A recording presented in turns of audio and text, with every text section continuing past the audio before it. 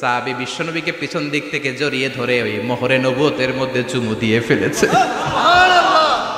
আপনার মোহরে নবুয়তের মধ্যে আমার ঠোঁটটা লাগিয়ে আমার ঠোঁটটারে আমি জাহান্নাম থেকে পরিত্রাণ করাবো, ঠিক কি না?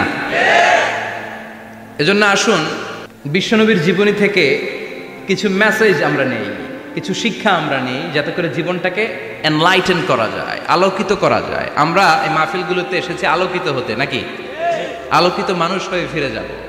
আজকে বিশ্বনবীর জীবনী থেকে 3টা কথা শুনব।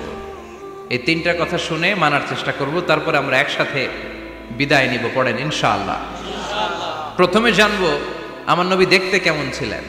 জানতে মনে চায় না? চাঁদের চেয়ে সুন্দর ছিলেন, ঠিক কি না?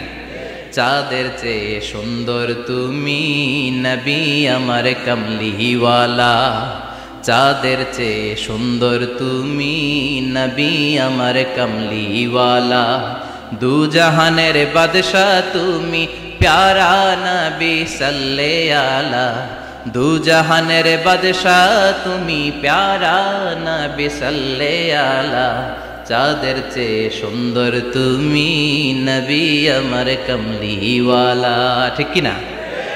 আমরা হাদিসের আলোকে দেখার চেষ্টা করব আসলে তিনি কতটা সুন্দর ছিলেন। তাহলে প্রথমে শুনবো উনি দেখতে কেমন ছিলেন, তারপর শুনবো ওনার আচরণ কেমন ছিল। দেখতে কেমন ছিলেন মানে বাহিরটা কেমন, আর আচরণ মানে ভিতরটা কেমন, ঠিক কি না? 3 নম্বরে আমরা শুনবো ওনার মেধা, বুদ্ধি, ইন্টেলেকচুয়াল ক্যাপাসিটি কেমন ছিল। কষ্ট হয়ে যাচ্ছে না তো? আলোচনা কঠিন মনে হচ্ছে? তাহলে প্রথমে শুনবো ফিজিক্যাল ক্যারেক্টারিস্টিক্স, তারপরে শুনবো বিহেভিয়ারিয়াল ক্যারেক্টারিস্টিক্স, এন্ড ফাইনালি আমরা শুনবো ইন্টেলেকচুয়াল ক্যারেক্টারিস্টিক্স। প্রথমে শুনবো দেখতে কেমন, তারপরে শুনবো আচরণ কেমন, এরপরে শুনবো বুদ্ধি কেমন। পড়েন ইনশাআল্লাহ। শুনতে রাজি আছেন তো? প্রথম পয়েন্টে আমরা শুনবো আমার নবী দেখতে কেমন ছিলেন।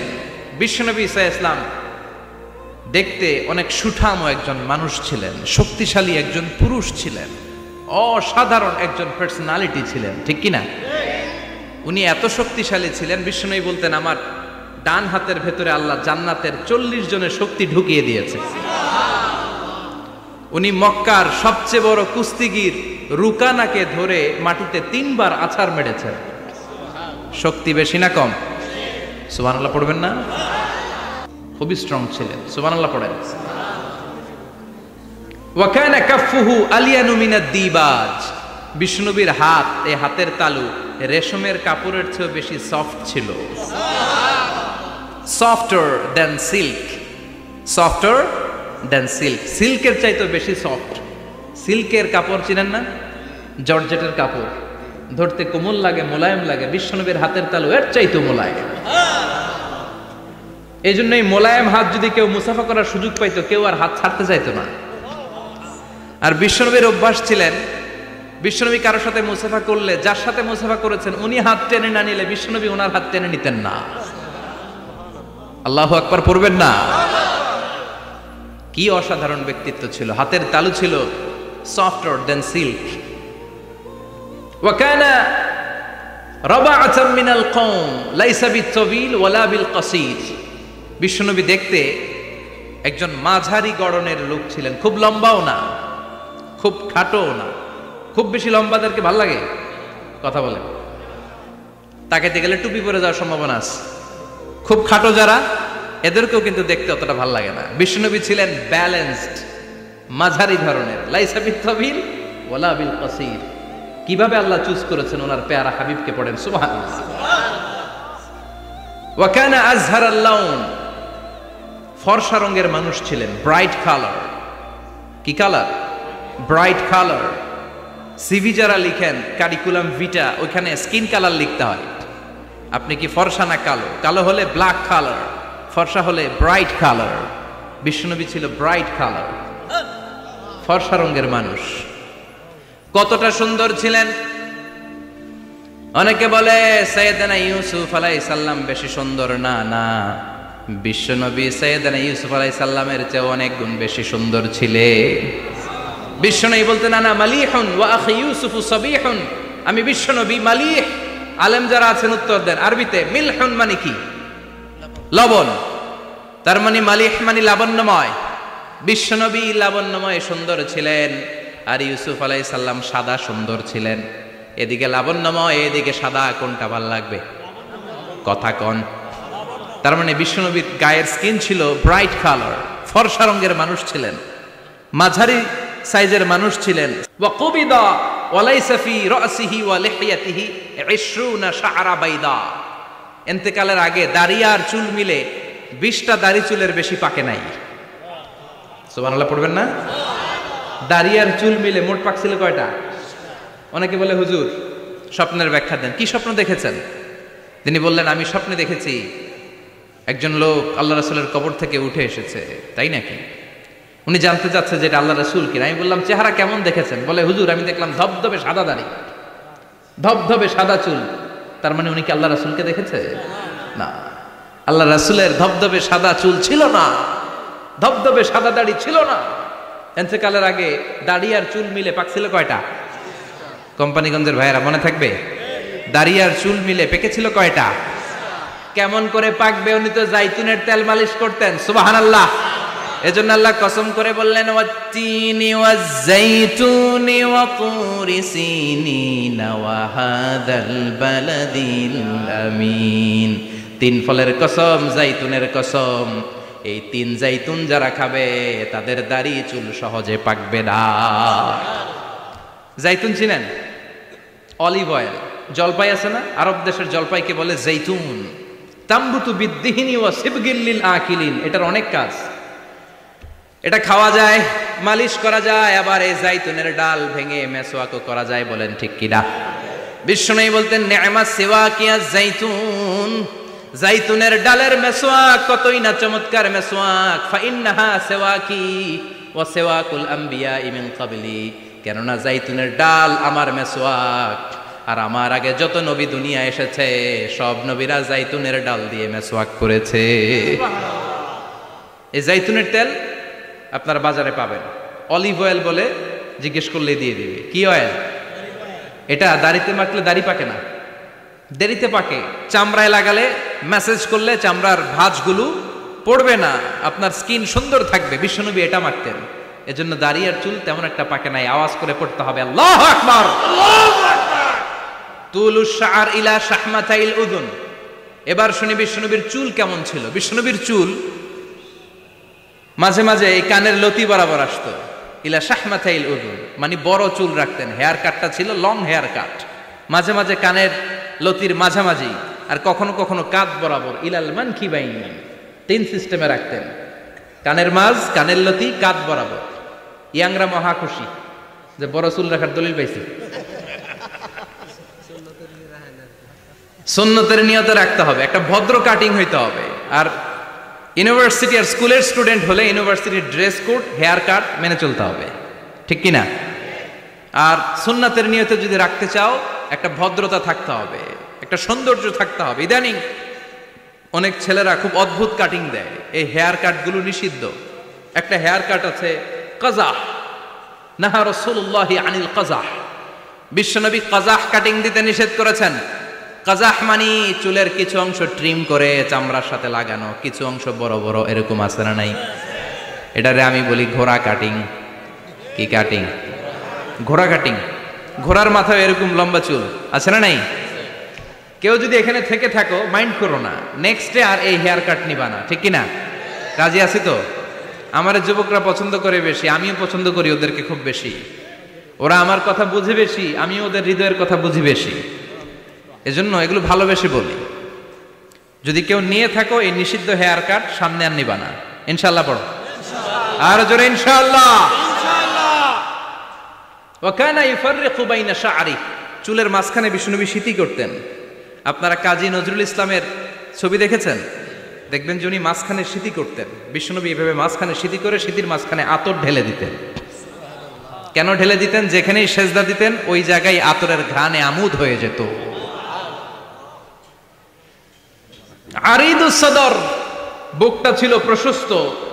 ওয়া কানা বাইনা কাতিফাইহি খাতামুন নবুওয়া, আর পিঠের মধ্যে কাজিররিল হাজালা, কবুতরের ডিমের মতো একটা মাহরুন নবুওয়া ছিল।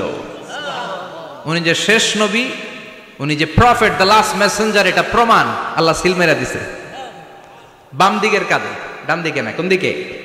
সাহাবারা যারা এটা দেখেছেন তারা বলেছেন যে আমরা দেখেছি এর মধ্যে কিছু চুলও ছিল, একটু লালচে ছিল, একটু উঁচু ছিল।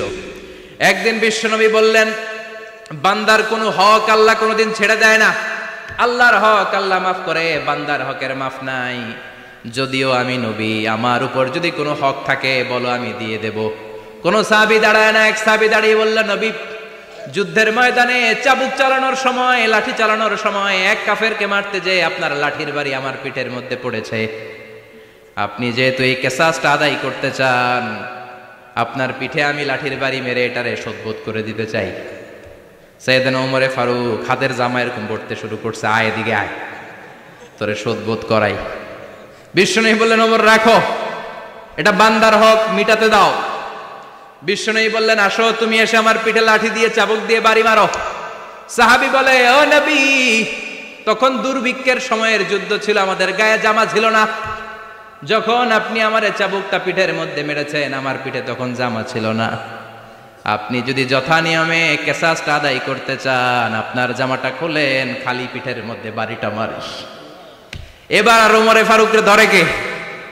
এদিকে আয়, তোরে দেখাইতেছি। বিশ্বনবী বললেন, ওমর থামো, মারতে দাও। বিশ্বনবী উনার জুব্বাটা উপরের দিকে উঠালেন, পিঠের মধ্যে বাড়ি দেওয়ার জন্য ওই সাহাবীকে ডাকলেন। ওই সাহাবী বিশ্বনবীকে পিছন দিক থেকে জড়িয়ে ধরে ওই মোহরে নবুয়তের মধ্যে চুমু দিয়ে ফেলেছে।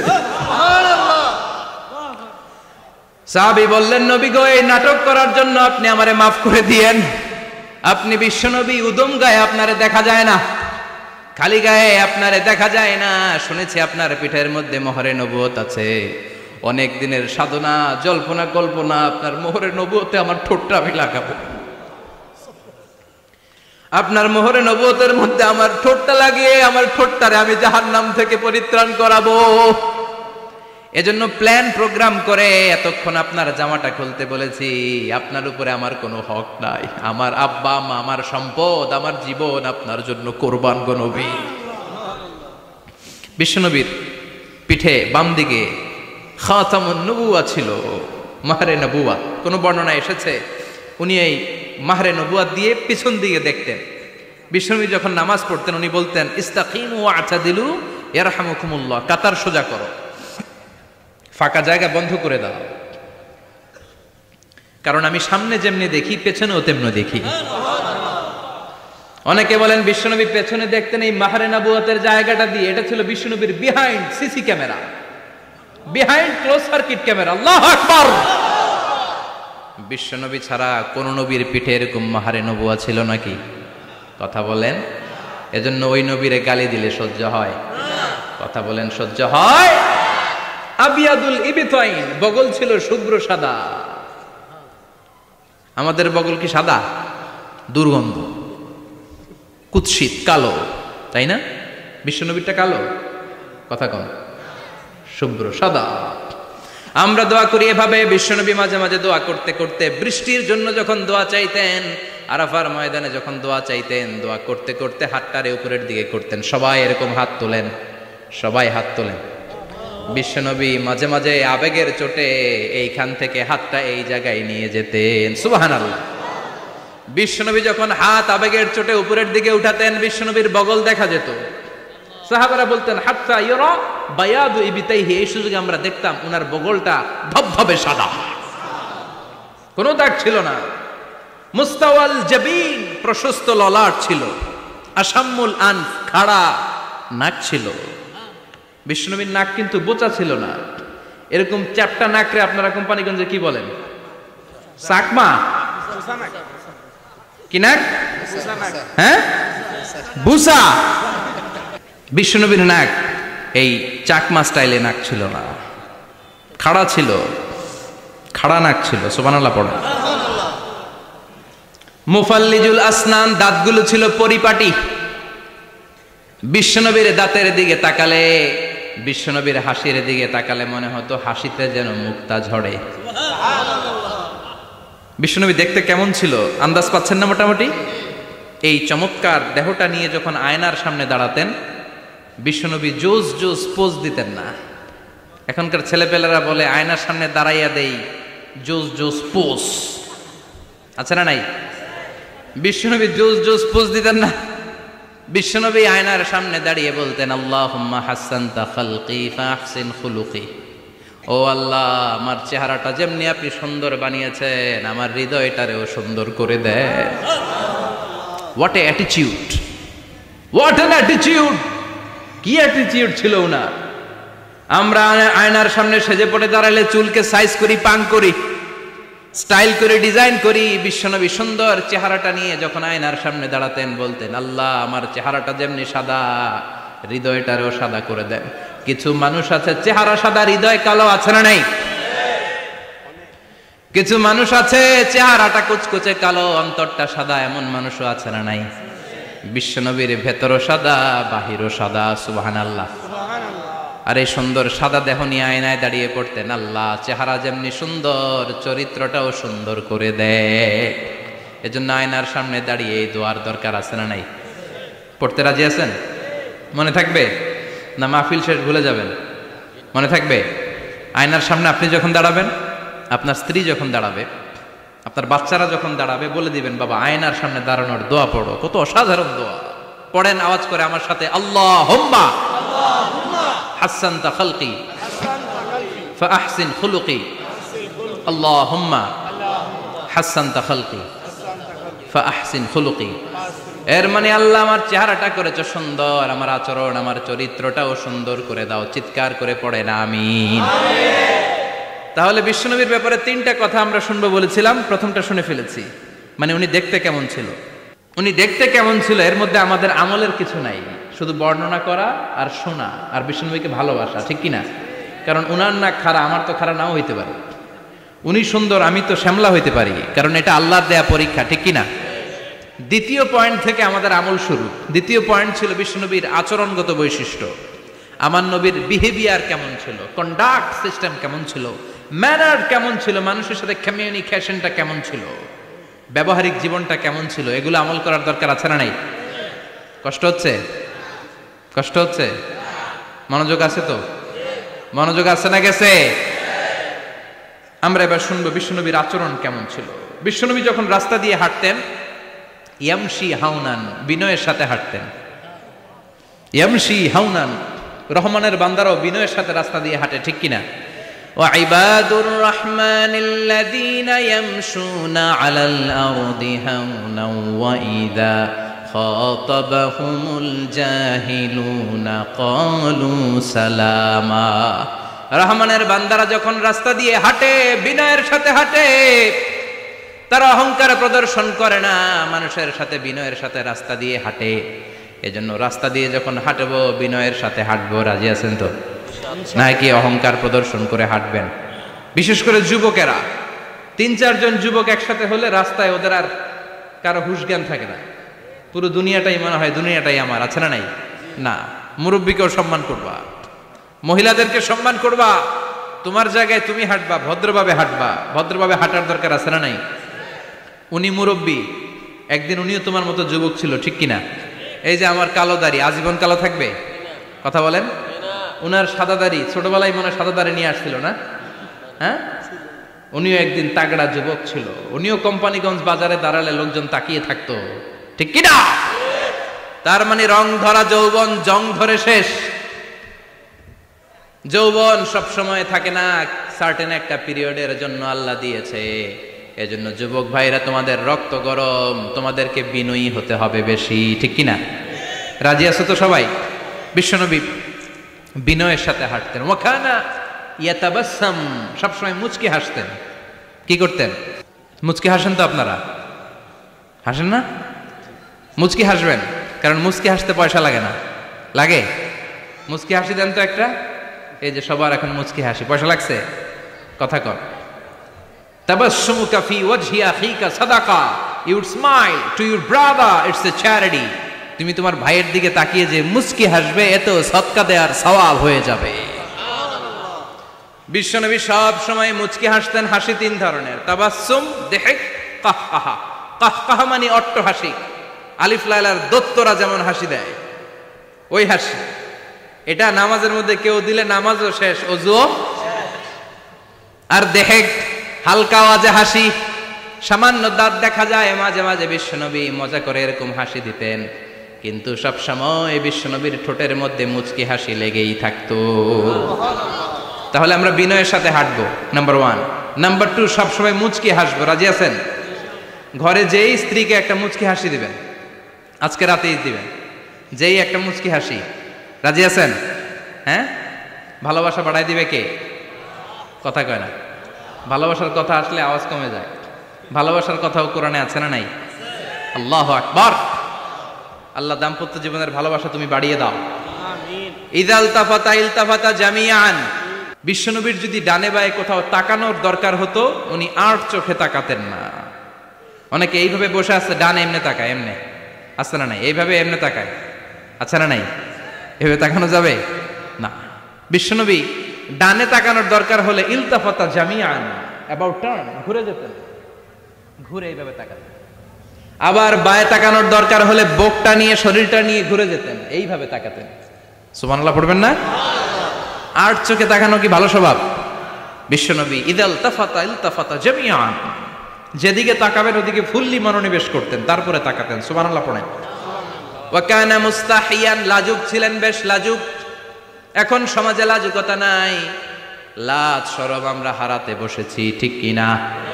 বিশ্বনবী আসাদ্দু হায়াআন মিনাল আযরা ফি খিদরিহা, যেই মেয়েদের বিয়ে হয় নাই, এমন ভার্জিন নারী, কুমারী নারী যারা পর্দার ভেতরে অনেক লাজুক হয়ে বসে থাকে, বিশ্বনবী পর্দার আড়ালে ওই কুমারী নারীদের চাইতেও বেশি লাজুক ছিলেন। এত লাজুক ছিলেন, এত লাজুক ছিলেন, লজ্জা পেলে চেহারাটা বিশ্বনবী লাল হয়ে যেত। ছোট্টবেলায় হালিমাতুস সাদিয়ার বাড়িতে যখন দুধ খেতে গিয়েছিলেন, বিশ্বনবীর দুধমা হালিমাতুস সাদিয়া বলে, এই কুরাইশি মুহাম্মদ ছেলেটাকে কখনো কাঁদতে দেখি নাই। ক্ষুধা লাগলেও কাঁদে না, ব্যথা পেলেও কাঁদে না, শুধু লজ্জাস্থানের জায়গা থেকে কাপড়টা একটু সরে গেলে ছোট্ট মুহাম্মদ চিৎকার দিয়ে ওঠে। কি বুঝে সে? ক্ষুধা লাগলেও কাঁদতো না, ব্যথা পেলেও কাঁদতো না, লজ্জাস্থানের জায়গা থেকে কাপড় সরে গেলে বিশ্বনবী চিৎকার দিয়ে উঠতেন। সুবহানাল্লাহ পড়েন। এজন্য লজ্জা শরমের দরকার আছে না নাই? ইযা লাম তাস্তাহি ফাসনা মা শিতা, যদি লজ্জা শরম না থাকে যা মন চাই তাই করতে পারো। এটা আমাদের বাংলাদেশে ব্যাপক। লাজ শরম কিচ্ছু নাই, যে যেটার যোগ্য না সে সেইটা করতে যায়, ঠিক কিনা? এই যে হিরো আলমের মনোনয়ন নিয়ে টানাটানি, কোনো লজ্জা শরম আছে? আমার যোগ্যতা থাকতে হবে না? আমাকে রাজনীতি জানতে হবে না? আমাকে যদি আজকে বলে মিজানুর রহমান আজহারী আপনি অনেক কোয়ালিফাইড লোক, আপনি কালকেই দেশের প্রধানমন্ত্রী, আমি ওই জায়গায় বেহুশ, কারণ আমার নাই কোনো রাজনৈতিক জ্ঞান, নাই কোনো ডিপ্লোম্যাটিক জ্ঞান, নাই কোনো কূটনৈতিক জ্ঞান, এই কাজ আমার নয়। এজন্য লাজুকতার বড় দরকার। যেখানে যার বসা দরকার সে সেখানে যাবে। কিয়ামতের আগে যেই লোক যেই চেয়ারে বসার দরকার ওই লোক ওই চেয়ারে বসবে না। এটা হলো কিয়ামতের আলামত। জোরে কোন ঠিক কিনা? সভাপতি হওয়ার যোগ্যতা নাই, সভাপতি হয়, আছে না নাই? সেক্রেটারি হওয়ার যোগ্যতা নাই, সেক্রেটারি হয়, এরকম সমাজে আছে না নাই? নেতা হওয়ার যোগ্যতা নাই, নেতা হয়, আছে না নাই? সবগুলো কিয়ামতের আলামত। আমার বিশ্বনবী এমন লাজুক ছিলেন, বিশ্বনবীর মতো এমন লাজুক নবী আর কেউ ছিল নাকি? কথা বলেন। ওয়া কানা আসহাবুল মাইমানা, বিশ্বনবী ডানপন্থী ছিলেন। কি পন্থী? কি পন্থী? মুষ্টিবদ্ধ ডান হাতটাকে এরকম উপরের দিকে করেন আর চিৎকার করে বলেন, বিশ্বনবী কোন পন্থী ছিল? আমরা কোন পন্থী? জান্নাতে কারা ঢুকবে? কোন বামপন্থীর স্থান জান্নাতের ভেতরে হবে? চিৎকার করে বলেন, কোন নাস্তিক জান্নাতে ঢুকতে পারবে? এজন্য নবীদের মতো ডানপন্থী হতে হবে। জোরে কোন ঠিক কিনা? বিশ্বনবী সব ভালো কাজগুলো ডান দিক দিয়ে করতে পছন্দ করতেন। জামা পরলে ডান দিক দিয়ে, খাবার বিতরণ করলে ডান দিক দিয়ে, মুসাফা করা শুরু করলে ডান দিক দিয়ে, ডান দিক দিয়ে ভালো কাজ বিশ্বনবী পছন্দ করতেন। সুবহানাল্লাহ পড়েন। আসহাবুল মাইমানা, বিশ্বনবী মেহমানদারি করতে পছন্দ করতেন। আমরা করি তো? মেহমানদারি করান? মেহমান ঘরে আসলে ভালো লাগে? খারাপ লাগে কার কার দেখি? সবার ভালো লাগে, কিন্তু আমরা অনেকে খুশি হই না। মেহমান আসলে নাখোশ হই, নিজে খাইতে পাই না। মেহমান আইছে কে? খাওয়ামু করতে, খাওন নাই, যেন ও খাওন বানাইছে। খাওন পাঠায় কে? রিজিক দেয় কে? গোটা বিশ্বের সবাই মিলে আমরা একটা চাল বানাতে পারবো নাকি? ও মিয়া চাইনিজ চাউল না, চাইনিজ ডিম না, ওগুলা সবাই পারে, ঠিক কিনা? আল্লাহর বানানো ন্যাচারাল চাল, গাছের মধ্যে হওয়া যেই চাল, ধান আল্লাহ তৈরি করেছে, এরকম ধান, এরকম একটা পেয়ারা, এরকম ছোট্ট একটা কমলার টুকরা গোটা বিশ্বের সবাই মিলে বানাতে পারে নাকি? এজন্য রিজিকের মালিক কে? মেহমান আপনার রিজিকে ভাগ বসাতে আসে না, সে তো তার রিজিক নিয়ে আসে, সে আরো এসে আপনার রিজিকে বরকত ঢুকিয়ে দিয়ে যায়। চিল্লা এখন ঠিক কিনা? কারণ আমরা বরকতে বিশ্বাসী। বরকত বিশ্বাস করেন? 5 লাখ টাকা মাসে কামায়, ডাইন হাতে বা হাতে, আছে না নাই? হালাল হারাম ইচ্ছা মতো কামায়, মাস শেষে কিচ্ছু থাকে না, এরকম ডাকাইত আছে না নাই? হসপিটালের একটা বিল পরিশোধ করতে 3 লাখ চলে যায়, ঋণের বোঝায় জর্জরিত, রাতে ঘুম নাই, তার মানে বরকত নাই। আরেকজনের বেতন 20,000, কয় হাজার? বাড়ি ভাড়া 6,000, বাজার খরচ 6,000, ছেলে মেয়ের স্কুলের বেতন 6,000, বেড়ায় দান করে আরো 1,000, আরো থাকে। সুবহানাল্লাহ পড়েন। দিস ইজ কল্ড বারাকা। 20,000-এর বেতনের ভেতরে বারাকা ছিল, 5 লক্ষ ইনকাম, 1 টাকাও নাই। ঠিক কিনা? এজন্য কোটি টাকার মালিক দেখলে মনে করবেন না অনেক সুখ। এই দুনিয়ার জীবনটা ধোঁকা, মোহাচ্ছন্ন হয়ে আছি আমরা। এটা ধোঁকা, এটা মরিচিকা, এটা চাকচিক্যময় একটা জায়গা। মৃত্যুর পর মনে হবে একটা দুঃস্বপ্ন ঘটেছিল আমার, বিশাল এক জগৎ পড়ে আছে সামনে। দুনিয়াটাই ধোঁকা, দুনিয়াটাই মোহের জায়গা, আমরা সবাই মোহাচ্ছন্ন হয়ে আছি। দুনিয়ার উদাহরণ হলো 3টা লাশ আর 4টা স্বর্ণের টুকরার সমান। 3 জন যুবক কাজের জন্য বেরিয়েছে, পথিমধ্যে 4টা স্বর্ণের টুকরা পেয়েছে। যুবক কয়টা? স্বর্ণ পাইছে কয়টা? মহা খুশি, খুশিতে বাকবাকুম, 4টা স্বর্ণের বড় বড় টুকরা পেয়েছে। আমরা আজীবন খেলে বসে খেয়ে যেতে পারবো, কিচ্ছু লাগবে না আমাদের। 3 বন্ধু বলে ভাগ করি, আরেকজন বলে ক্ষুধা লাগছে। একজন যা বাজার থেকে রুটি কিনে নিয়ে আয়, খাওয়ার পরে ভাগ করবো। একজন রুটি কিনতে গেল, শয়তান 2টারে বুঝায়, ওইটারে মারতে পারলে ভাগ বটোয়ারা সহজ হবে। তোরা 2 জন স্বর্ণ 4টা, তুই নিবি 2টা, ও নিবে 2টা। হিসাব সহজ না? 2 বন্ধু প্ল্যান করছে, ওইটারে মাইরা তুই 2টা, আমি 2টা। যেটা রুটি আনতে গেছে প্ল্যান করেছে রুটির মধ্যে বিষ মিশায় নেই, কি মিশাবো? বিষ। তাহলে বিষ খাওয়া রুটি খেয়ে ওই 2টা সে সব পাবে, আমি পাবো। ভাগাভাগির কিছু নাই, সব যাবে আমার কাছে। 4টা স্বর্ণের টুকরার মালিক আমি। রুটির মধ্যে বিষ মেখে নিয়ে এসেছে, ওই 2 বন্ধু প্ল্যান অনুযায়ী ওইটার ধরে মেরে ফেলছে। এবার মহা খুশি। এক বন্ধু কয়, এবার তো ভাগ বটর আর কিছু নাই, তুই 2টা, আমি 2টা, আগে খাইয়া লই। আগে খাওয়ার পরে এই 2টাও নাই। 3টা লাশ, 4টা স্বর্ণের টুকরা, এটাই তো দুনিয়ার জীবন। ঠিক কিনা? আসল জীবন কবর থেকে শুরু হবে, কোন ঠিক কিনা? একদিন মাটির ভেতরে হবে ঘরে মন আমার, কেন বাঁধো দালান ঘরে মন আমার, কেন বাঁধো দালান ঘর। ঠিক কিনা? দুনিয়ার জীবন আসল জীবন না, এটা মরিচিকা, এটা ধোঁকা, এটা মোহ, এটা শয়তানের চাকচিক্য। আসল জীবন কবরের জীবন। আসল জীবন সামনে পড়ে আছে, জন্য বরকতে বিশ্বাস করি আমরা। ঠিক কিনা? ল্যান্ড ক্রুজার দাপিয়ে বেড়ায়, বড় বড় টাওয়ারের মালিক, অনেক সম্পদের মালিক। এটা দেখেই মনে করবেন না অনেক সুখে আছে, ঘরে যেয়ে দেখেন কোনো সুখ নাই। ঠিক কিনা? সাধারণত টাকা যার বেশি, দুঃখ তার বেশি, টাকা যার কম, সুখ তার বেশি। সুবহানাল্লাহ পড়েন। আল কানাআতু মিনাল ইসলাম। এজন্য আমার শ্রমিক ভাইয়েরা, আপনাদের 1 পা জান্নাতে এমনিই ঢুকে আছে। নামাজ পড়বেন, মা বাবার খেদমত করবেন, ইসলামের নিয়মগুলো মানবেন, 2য় পাটাও জান্নাতে ঢুকায় দিবে কে? আল্লাহ। আর যারা কোটি কোটি টাকার পাহাড় বানিয়েছে, ওদের হিসাবের ফিরিস্তি অনেক বড়। বিশাল বাড়ির মালিক, ল্যান্ড ক্রুজার চালায়, সাব্রোলেট চালায়, পোরশে, ফারারে, ল্যাম্বরগিনি চালায়, আছে না নাই? ঘরে সুখ নাই, রাতে ঘুম নাই, টেনশন আর টেনশন। 4টা ট্যাবলেট খেয়ে আধা ঘন্টা ঘুমাতে পারে না, এরকম ধনী আছে না নাই? সব ধনীরা আবার এক পাল্লায় মাইপেন না। হালাল পন্থায় মাথার ঘাম পায়ে ফেলে যেই ধনী ব্যবসায়ীরা বড়লোক হয়েছে, ওদের ঘরে ঠিকই শান্তি আছে। তার মানে টাকা যার বেশি, ওষুধ তার বেশি, কিচ্ছু খেতে পারে না। দেখবেন ধনীদের খাবারের ডায়েটে থাকে ভেজিটেবলস আইটেম, ঠিক কিনা? এমনি হজম হয় না, আবার ডাক্তারের কাছে গেলে বলে কিচ্ছু খাবেন না, খালি ঘাস খাবেন। কি খাবেন? মানে ভেজিটেবল খাবেন, সবজি খাবেন তো সুস্থ থাকবেন। আছে না নাই? ঘুম নাই, শান্তি নাই। এই যে কোম্পানিগঞ্জ বাজারের যারা কুলি মজুর শ্রমিক, এদের ঘুমে ঝামেলা আছে? কথা বলেন। ধনী পয়সাওয়ালা কোটিপতি, সে ঘুমের ট্যাবলেট খায়। ঘুমের জন্য যে ট্যাবলেট লাগে রিক্সাওয়ালা ওইটাই জানে না, ঠিক কিনা? 1000 কোটি টাকার মালিক হলে বাড়ি কিনা যায়, গাড়ি কিনা যায়, সুখ কিনা যায় না। কোম্পানিগঞ্জ বাজারে সুখ বিক্রি হয় এমন দোকান আছে নাকি? কথা কন, একটাও নাই। কি করলেন আপনারা? সুখের দোকান দিতে পারলেন না? কি আজীব তামাশা। টাকা দিয়ে সুখ কিনা যায় না, গাড়ি কিনা যায়, বাড়ি কিনা যায়, কিন্তু সুখ নো ওয়ে, কেনা যায় না। টাকা হলে জাজিম কিনা যায়, বালিশ কিনা যায়, ঘুম কিনা যায় না। ঘুম কিনা যায়?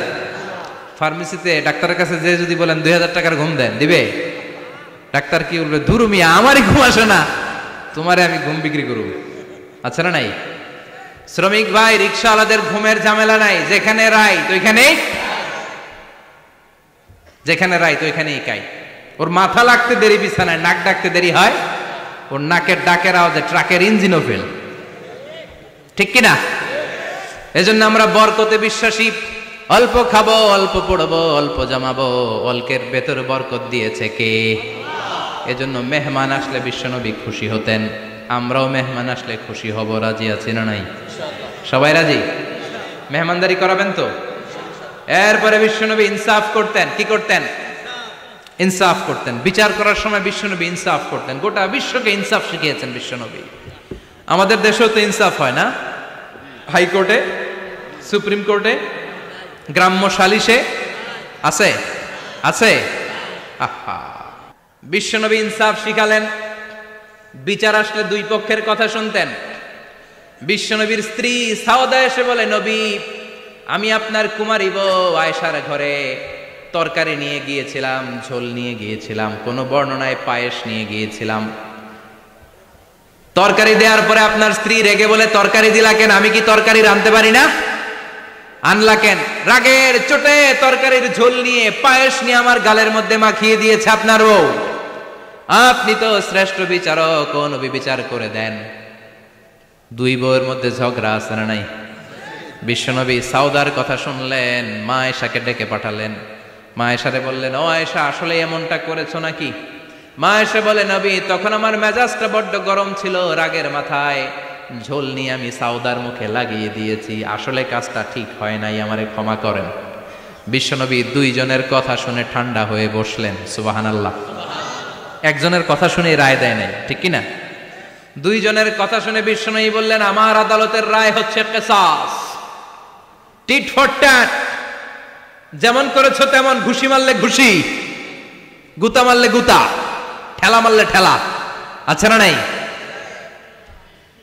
সাউদাকে যেমনি তুমি পায়েস মাখিয়ে দিয়েছ, সাউদাও পায়েসের বাটি থেকে কিছু পায়েস নিয়ে আয়েশার গালে মাখো। সুবহানাল্লাহ পড়েন। সাউদাও বিশ্বনবীর রায় অনুযায়ী বাটি থেকে পায়েসের ঝোল নিয়ে মা আয়েশার গালের মধ্যে মেখে দিলেন। মা আয়েশা কি আর করবেন, হেসে দিলেন। সাইয়েদাতুনা সাউদাও হাসলেন, বিশ্বনবীও হাসলেন। আরশের উপর থেকে খুশি হয়ে গেল কে? আল্লাহ। এজন্য কোরআন দিয়ে যদি, কোরআনের নিয়ম দিয়ে যদি, বিশ্বনবীর শেখানো পন্থায় যদি বিচার হয়, ওই বিচারের মধ্যে ইনসাফ থাকবে, জুলুম থাকবে না।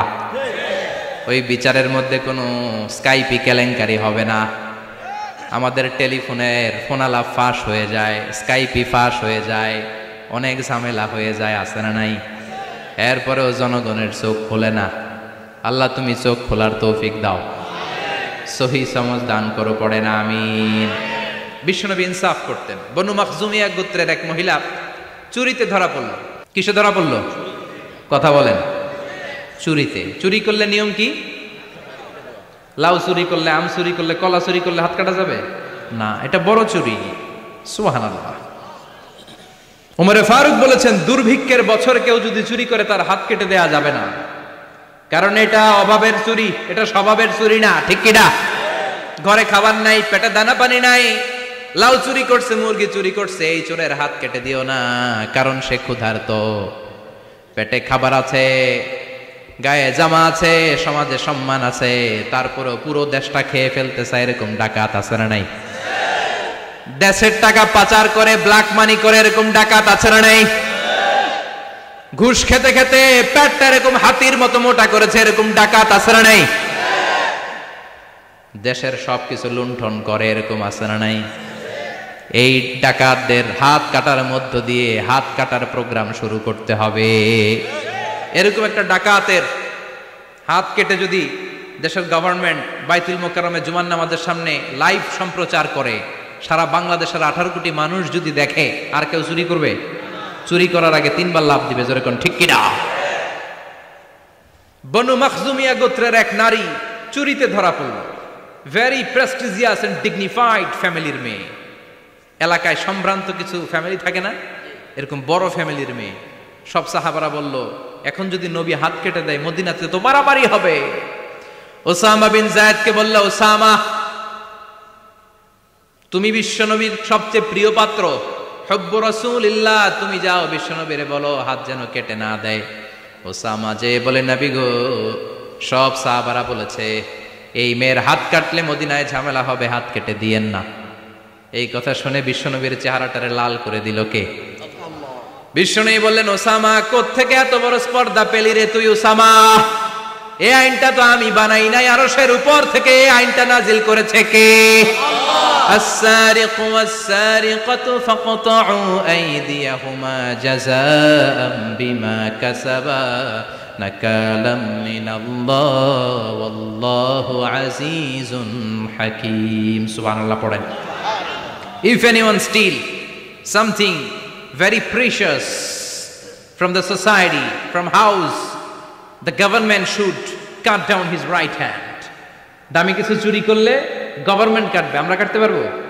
এটা সরকারের কাজ, সরকার ডান হাত কেটে দিবে। ওসামা, এটা আল্লাহর আইন। কেমন করে আল্লাহর আইনে তুমি সুপারিশ করতে আসো? কোন বনু মখজুমিয়া গোত্রের মেয়ে? ওই মেয়ে তো দূরের কথা, আমার কলিজার টুকরা ফাতেমাও যদি চুরি করে, আমি রামদা নিয়ে ফাতেমার ডান হাতটা এক কোপ দিয়ে কেটে দিতে এক মুহূর্ত দেরি করব না রে ওসামা। জাস্টিস, ইনসাফ শিখে নাও। কেমন করে প্রতিষ্ঠা করেছে বিশ্বনবী, চিৎকার করে বলেন ঠিক কিনা? এগুলো হচ্ছে বিশ্বনবীর অভ্যাস, আচরণ। বিশ্বনবী ধীরস্থির ভাবে কথা বলতেন, তাড়াহুড়ো করতেন না।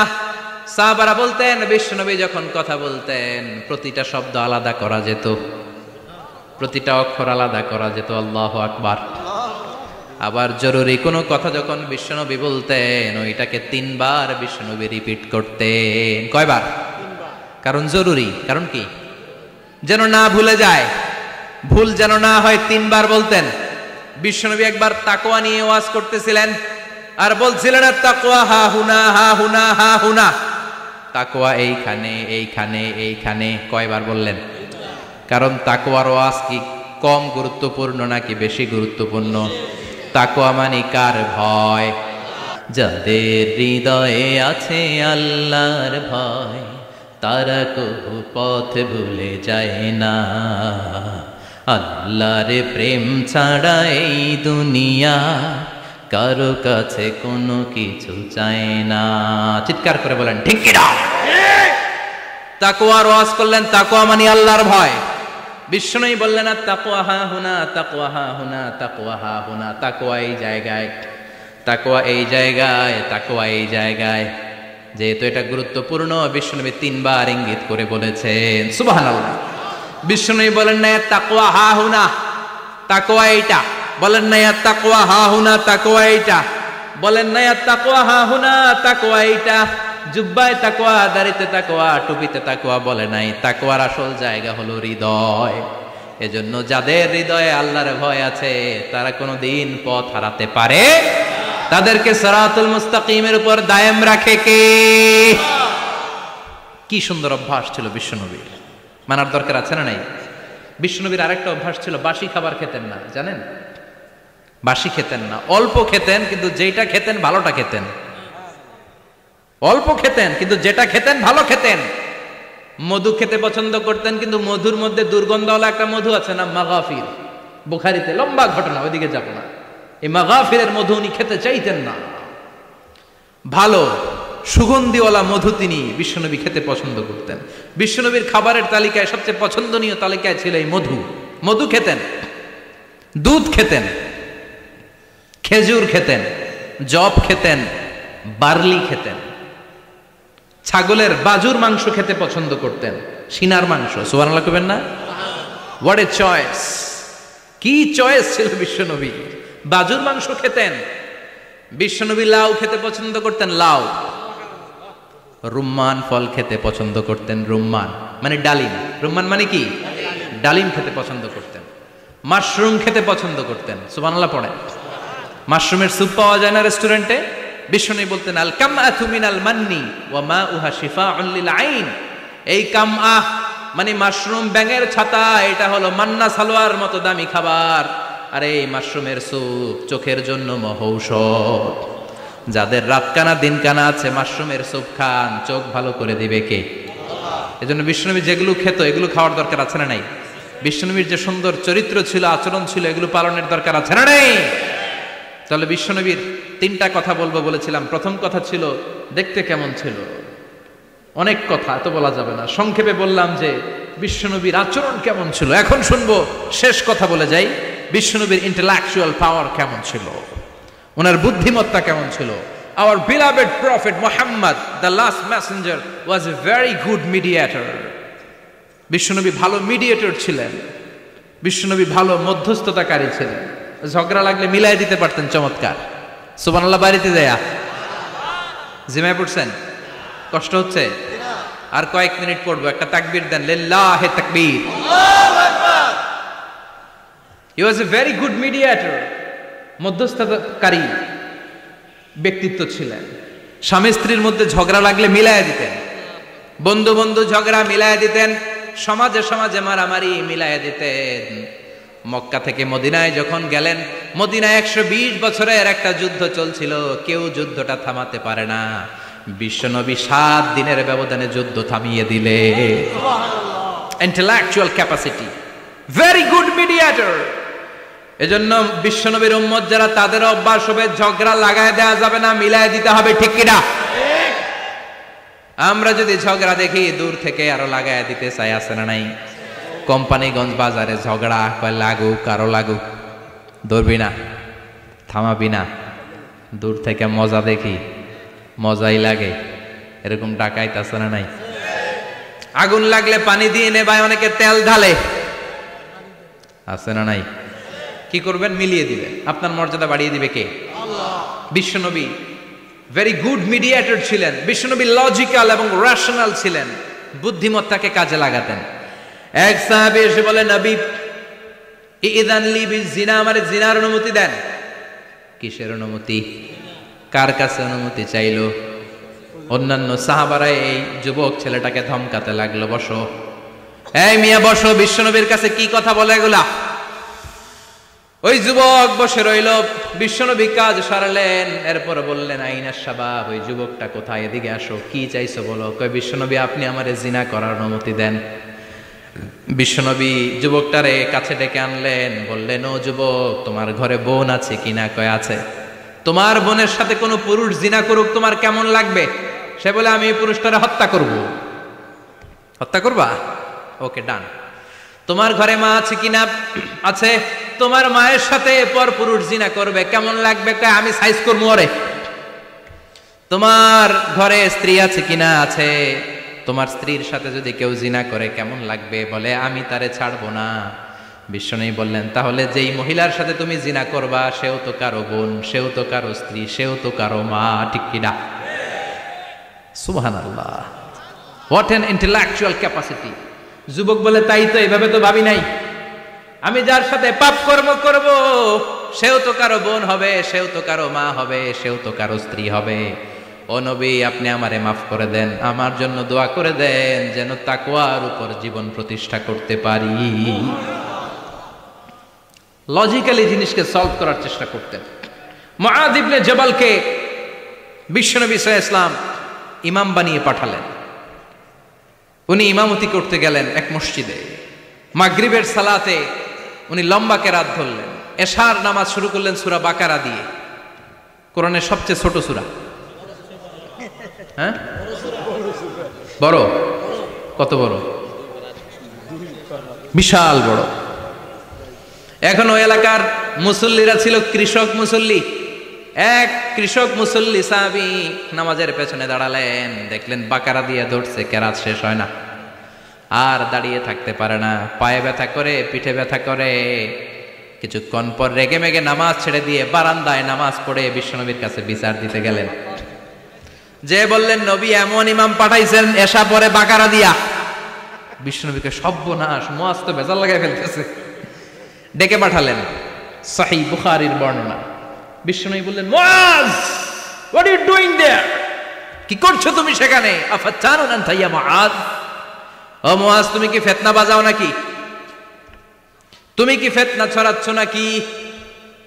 খেটে খাওয়া মানুষ, কৃষক মানুষ, মাঝারি সাইজের কত সুন্দর সূরা আছে, ওয়াদ-দুহা ওয়াল-লাইলি ইযা সাজা, আল কারিআতু মাল কারিআ, আসনা নাই, আলহাকুমুত তাকাসুর, আসনা নাই। এগুলো দিয়ে না পড়ে বড় বড় সূরা ধরলা কেন রে মুআয? আফাতানুন আনতা ইয়া মুআয? তোমারে কি আমি অ্যাপয়েন্টমেন্ট দিছি তুমি ফিতনা বাজাবা? খবরদার মুআয, ইয়াসসিরু ওয়ালা তুআসসিরু, ইসলামকে মানুষের কাছে সহজ করে উপস্থাপন করবা। বাশশিরু ওয়ালা তুনাফিরু, ইসলামকে এমন ভাবে উপস্থাপন করবা না যে তোমার কথা শুনে মানুষ দিন থেকে ভেগে ভেগে যায়। তাহলে এই দায়ভার ইসলামের নয়, এই দায়ভার বর্তাবে তোমার কাঁধের উপর। চিৎকার করে বলেন ঠিক কি না? আমাদের মধ্যে অনেকে ইসলামকে অনেক কঠিন করে ফেলে, মানুষকে আশার বাণী শোনায় না, কয় এমনি না পড়লে আপনার বাদ, আপনি বেদাত করছেন, আপনি শিরক করছেন, আপনার কিচ্ছু হবে না। যারে বলে কিচ্ছু হবে না, সে বলে আমার যেহেতু কিচ্ছু হবে না, তোর কথা শোনার আমার দরকার নাই। যে আমারে আশার বাণী শোনায় আমি তার কাছে যাই। ঠিক কি না? এজন্য সহিহ ইসলাম আপনি প্রচার করবেন, but your approach should be very flexible. 100 বছর যেটা চালু আছে আপনি একদিনে উঠিয়ে দিতে পারবেন? It's not a logical approach. বিশ্বনবীর অ্যাপ্রোচ, বিশ্বনবীর রেশনাল ক্যাপাসিটি এমনটা ছিল না। সহজভাবে বুঝাবেন। আদ-দীন ইউসরুন লা উসরা ফি, দিনটা হলো সহজ, দিনের মধ্যে কাঠিন্যতা নাই। সুবহানাল্লাহ, কি ক্যাপাসিটি! আমি যেমনি আপনাদেরকে নিয়ে বসে ওয়াজ করতেছি, বিশ্বনবী ওয়াজ করতেন, তবে সংক্ষিপ্ত ওয়াজ। আমরা আধা ঘন্টা করে যদি রাখতে চাই, হুজুর আরো আধা ঘন্টা করেন। তো আরো আধ ঘন্টা করে যদি শেষ করতে চাই, হুজুর আর 10 মিনিট করেন। হুজুর ওয়াজ অনেক টেস্ট লাগে, হুজুর নামাজ টেস্ট লাগে না। আচ্ছা না নাই? ওয়াজ ভাল লাগে, নামাজ ভাল লাগে না, কিন্তু বিশ্বনবীর ওয়াজ ছিল সংক্ষিপ্ত। আর বিশ্বনবী বলতেন, one of the minor sign before the day of judgement, your lecture will be longer, your সালাত উইল বি শর্টার। কিয়ামতের আগে তোমাদের লেকচার, ইসলামী লেকচার লম্বা হবে, নামাজ হয়ে যাবে সংক্ষিপ্ত। এই আলামত সমাজে আছে না নাই? বিশ্বনবী সংক্ষিপ্ত কথা বলতেন, আর ওনার বুদ্ধিবৃত্তিক ক্যাপাসিটি কাজে লাগিয়ে তিনি বুঝাতেন।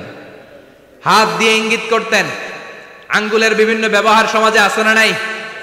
এরকম করলে এটারা লাইক বলে না, এরকম করলে বলে ডিসলাইক।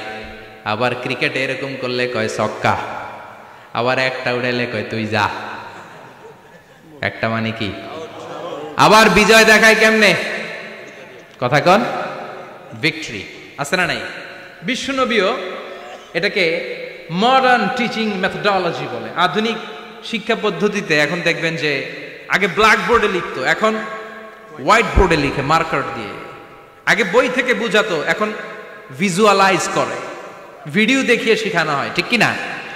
বিশ্বনবী এটা করতেন। বিশ্বনবী একবার কিয়ামতের ওয়াজ করছেন, দুইটা আঙ্গুলকে এরকম করে বললেন, আনা বুইসতু আনা ওয়াসসাআতু কাহাতাইন, এই দুইটা আঙ্গুল যেমনি কাছাকাছি, আমি এবং কিয়ামত এরকম কাছাকাছি নাজিল হয়েছি।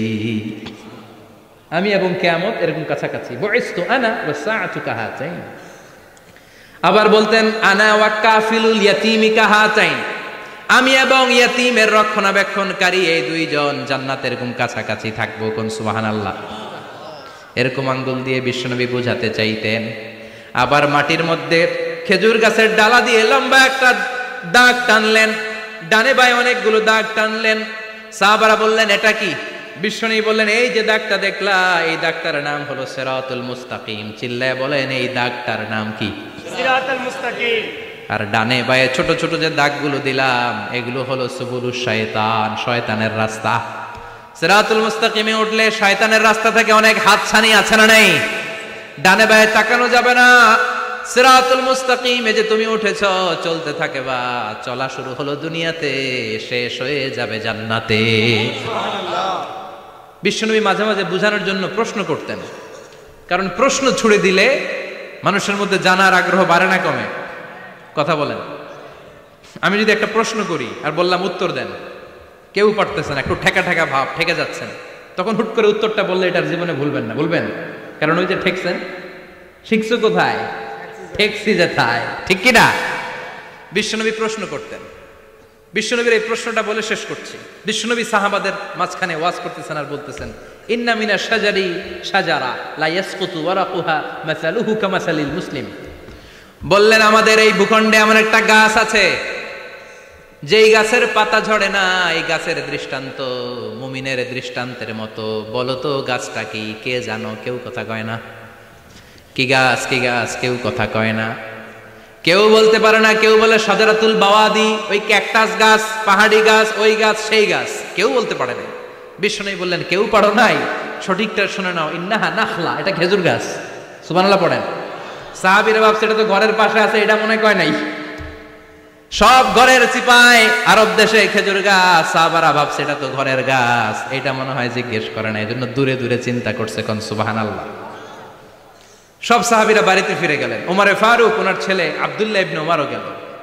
আব্দুল্লাহ বলে, আব্বা, বিষ্ণুনবী যে জিজ্ঞেস করেছিল বলো তো কোন গাছের পাতা ঝরে না, যে গাছের দৃষ্টান্ত মুমিনের দৃষ্টান্তের মতো, আপনারা কেউ পারেন নাই, আমি কিন্তু জানতাম এটা খেজুর গাছ।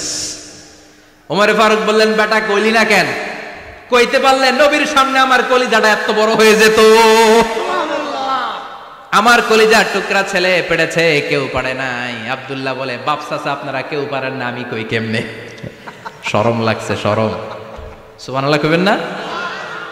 QA session, questioning answering session করে বিশ্বনবী সাহাবাদেরকে শিখাতে চাইতেন। এজন্য এ নবী এমন নবী যে নবীর পুরো জীবনের প্রতিটি ইঞ্চি ইঞ্চি জায়গাতে আমাদের জন্য শিক্ষা আছে না নাই? এই শিক্ষাগুলো গ্রহণ করতে রাজি আছেন তো? যা শুনলাম আমল করতে রাজি আছেন তো? বিশ্বনবীর জীবনী গ্রন্থ বেশি বেশি স্টাডি করতে রাজি আছেন ইনশাআল্লাহ? 2-4 জন কইছে খালি। সবাই রাজি আছেন তো ইনশাআল্লাহ?